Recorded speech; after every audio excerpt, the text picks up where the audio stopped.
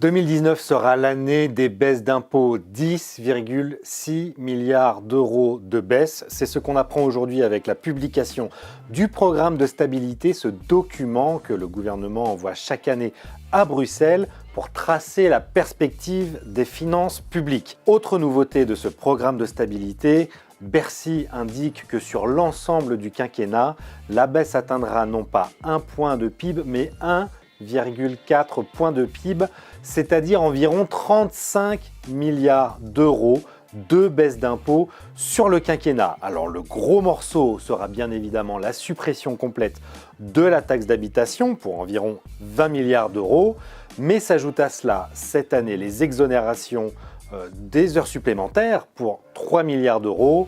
C'est aussi la suppression des cotisations salariales qui cette année baisseront les charges de 4 milliards pour les actifs. Ajoutez à cela l'année prochaine un programme d'un peu plus de 3 milliards d'euros de baisse. Ceci est annoncé alors que les nouvelles mesures de baisse d'impôts du grand débat national n'ont pas encore été annoncées par Emmanuel Macron. On les attend probablement la semaine prochaine. Tout cela arrivant dans un contexte de ralentissement de la croissance à 1,4% d'ici la fin du quinquennat. Un ralentissement de la croissance qui pourrait être compensé par des aides supplémentaires sur les entreprises.